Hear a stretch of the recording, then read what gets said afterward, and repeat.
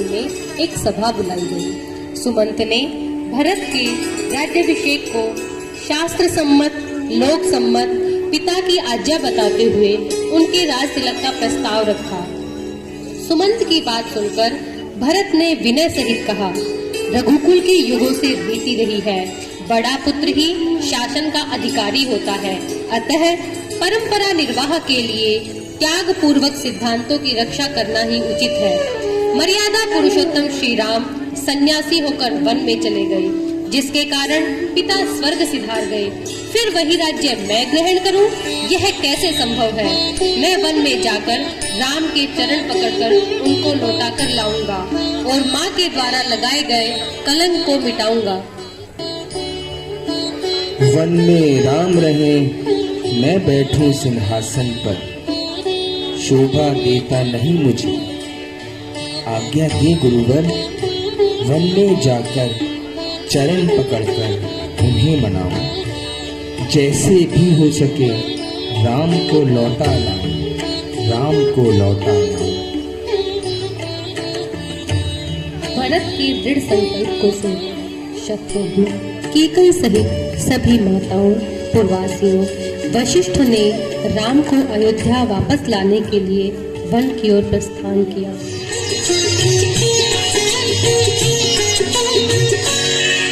भरत चला रे अपने राजा को मनाने, भरत चला रे अपने राजा को मनाने, राजा को मनाने, राजा को मनाने, राजा को मनाने, राजा को मनाने, भरत चला रे प्रभु दर्शन पाने।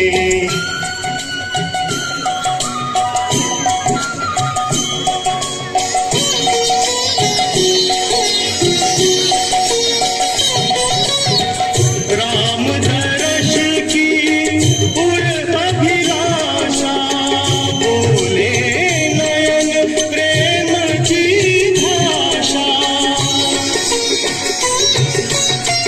राम साथी चल भरत पतियरा, साथी बूंद बिन तृप्त न जियरा, वियोगी चला रे जी की जरन मिटाने, भरत चला रे अपने भैया को मनाने, राजा को मनाने, भैया को मनाने, भरत चला रे अपने राजा को मनाने।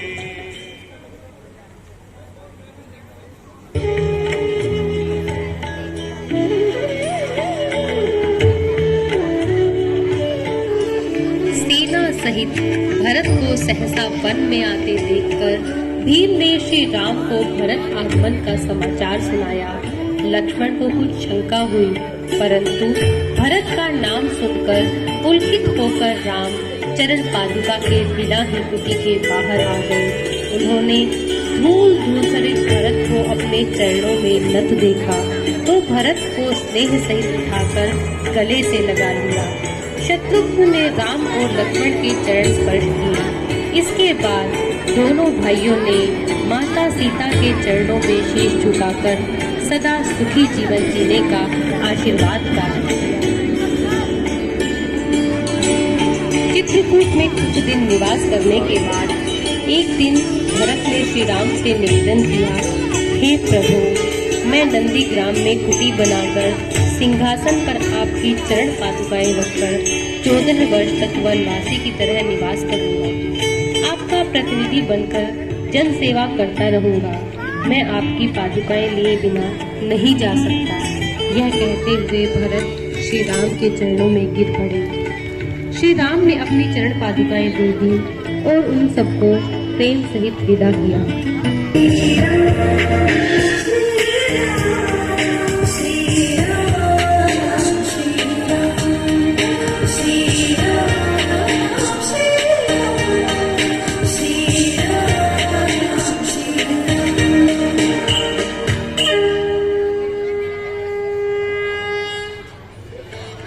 इस प्रकार आज्ञाकारी भ्रातृप्रेमी और सच्चे कर्मयोगी भरत राज्य लोभ से दूर 14 वर्ष तक नंदीग्राम में वनवासी की तरह रहकर पितृभक्ति, निश्चलता, विनम्रता, त्याग की साक्षात मूर्ति, शील और संयम के साक्षात अवतार महापुरुष भरत हमारे सामने एक महान आदर्श प्रस्तुत करते हैं।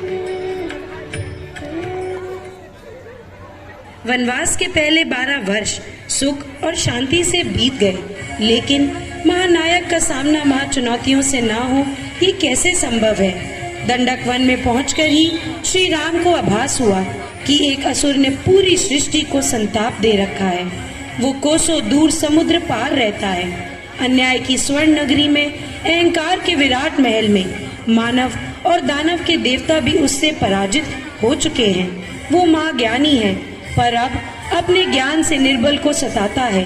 पृथ्वी का सबसे अद्भुत कलाकार है, तीनों लोकों का विजेता रावण।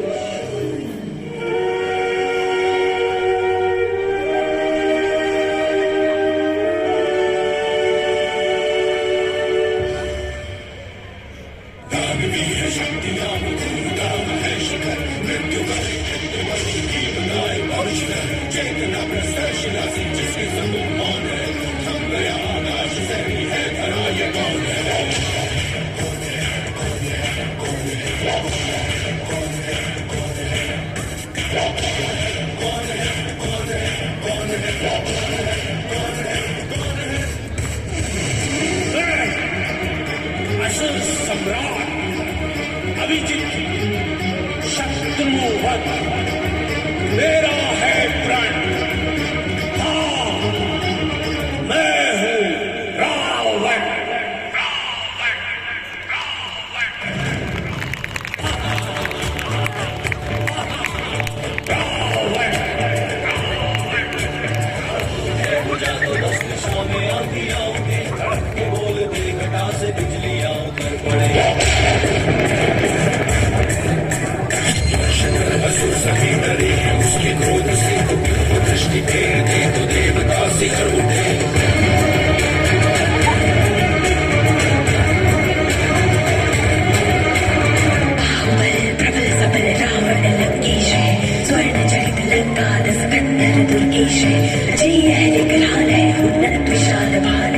काल को भी जीत ले वो ऐसा महाकाल है।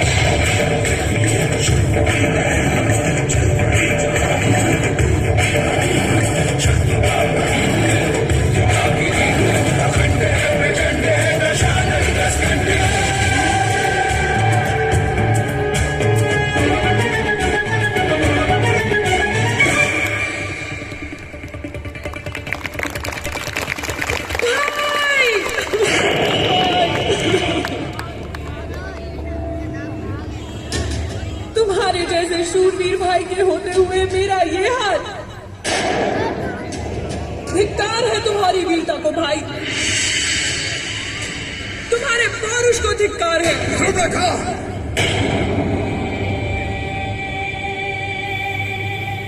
ये तुम्हारा हाल किसने किया बहन?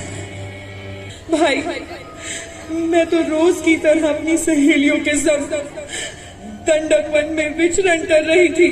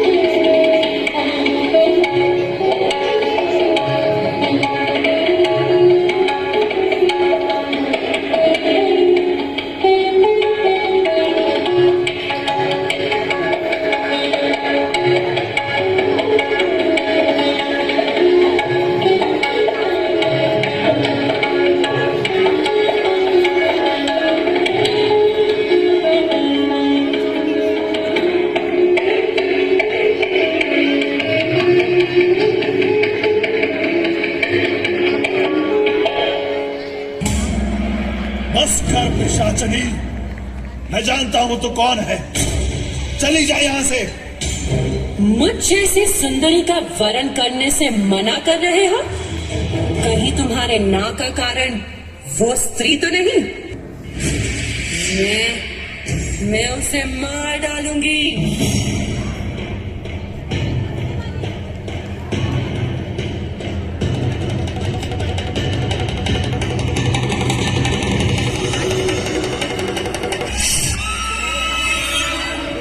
जाओ बहन, जाओ जाकर आराम करो। क्या कहा भाई? जाकर आराम करूं? इतनी बड़ी दुनिया में बिना नाक का चेहरा कैसे जाकर दिखाऊं भाई? पता नहीं तुम्हारे साथ उनका किस जन्म का कौन सा वैर था कि ज्यों ही उन्हें पता चला कि मैं तुम्हारी सगी बहन हूं, उन लोगों ने मेरी नाक काट दी भाई। मैंने कहा ना तुमसे, जाओ जाकर आराम करो। राम और लक्ष्मण को मरा हुआ समझो। जाओ। क्षमा कीजिएगा महाराज। कालचक्र एक अनहोनी की ओर संकेत कर रहा था। होने वाला था इतिहास का सबसे बड़ा कपट, सबसे भयानक छल। आ गया था सीता हरण का पल। सुनो कथा, हाँ सुनो कथा, सुनो कथा तुम कपट चाल की, सुनो कथा माया के जाल की, सुनो कथा, हाँ सुनो कथा। जब शूर्पणखा के कान कटे, रावण के अहम की नाक कटी, तिलमिला रहे उस असुर के सुर में सिर्फ बसी थी पंचवटी। हाँ सिर्फ बसी थी पंचवटी। सीता का वरण कैसे करूं, सीता का वरण कैसे करूं, बस सोच रहा था लंकापति।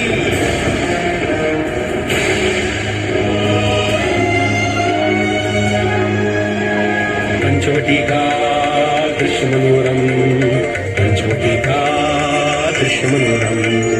तभी नजर सीता की अकायक आया नन्हा सा मृगशावक। मृग जो सोने साथ चमकता, जड़े खाल पर मोती, मन का मृग जैसे था, राजा वन का स्वामी बना, सीता के मन का वो मरीच था। मरीच रावण का सेवक बहुत किया, जो बना था शावक, क्षण में बना सीता की चाहत। कपट भी कैसा, सब शर्माए, चाहत ऐसी मन भरमाए। धर्म भी ऐसा, सुध बिसराए, मृग के सिवा कुछ नजर न आए। स्वामी मैंने कुछ ना चाहा, अब तक मैंने कुछ ना मांगा। सीता सुनो, ये जंगल है, छल कपट यहाँ भुजबल है। प्यार हमारी ना मत करना, राम हमारे ना मत करना।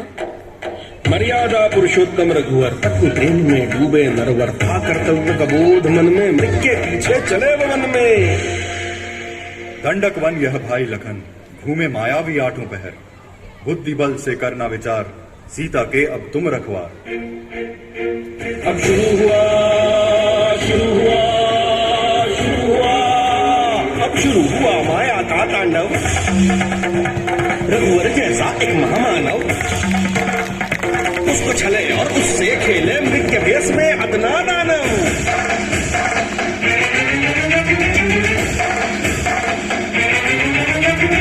दोनों वन में घुस गए जैसे अंधियारे में हो दिया, पंचवटी में व्याकुल बैठे बंधु लखन और पत्नी सिया।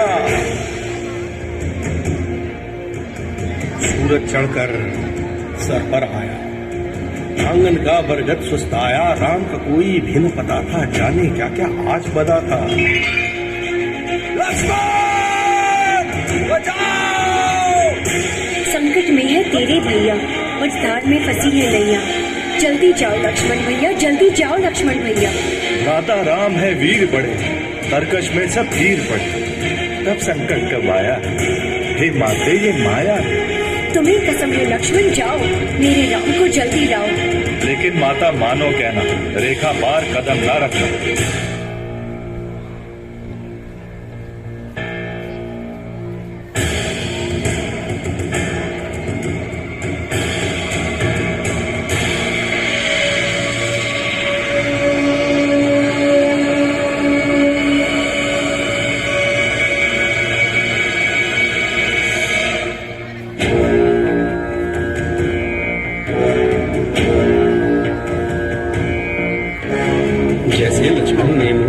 झुरमुट के पीछे से निकला जाना पहचाना सा चेहरा।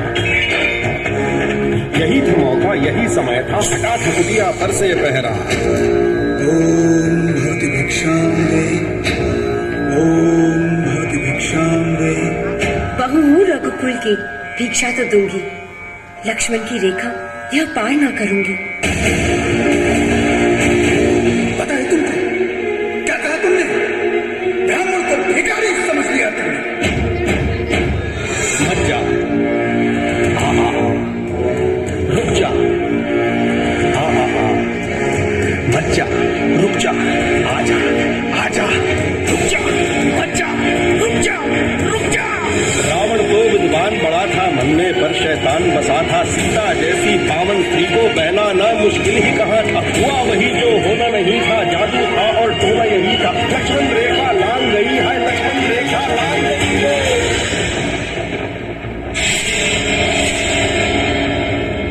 रावण ने सीता को पकड़ा, माया पाश में उसको जकड़ा, फिर विमान में उसको लेकर लंका की ओर उड़ाव निकला।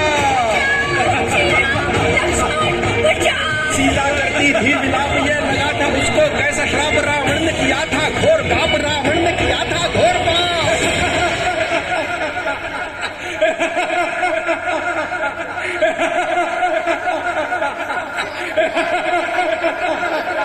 ये होनी थी इसे होना था, दुर्भाग्य भाग्य में यही लिखा था।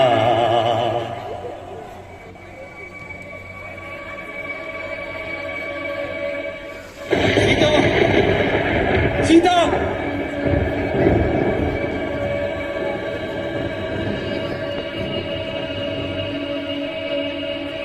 लक्ष्मण मेरी सीता कहाँ है?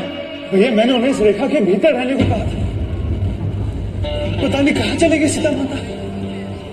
मुझसे ही भूल हो गई। मैं जानता था ये जंगल भयानक है, मुझे माया मृग के पीछे नहीं जाना चाहिए था। नहीं भैया, गलती आपकी नहीं है भैया। मृग के पीछे जाने से पहले आपने मुझसे कहा था अपनी बुद्धि बल और विवेक से सीता माता की रक्षा करना, किंतु मैंने उन्हें इस जंगल में अकेला छोड़ दिया। भैया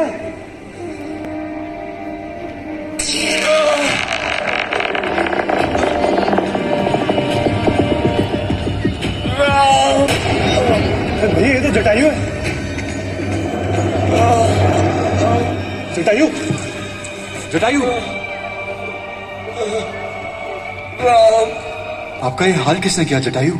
हे प्रभु, मेरा ये हाल लंकापति रावण ने किया है। लंकापति रावण ने? हाँ प्रभु, वो सीता माता को लेकर दक्षिण की ओर गया है। वो कितनी विकल थी, वो रो रही थी प्रभु। आप उन्हें बचा लीजिए प्रभु। बस यही संदेश देने के लिए मैंने अपने प्राणों को बचा रखा था। आपके काम आकर मेरा जन्म सार्थक हुआ। जटायु, आपका ये त्याग, आपका ये बलिदान व्यर्थ नहीं जाएगा जटायु।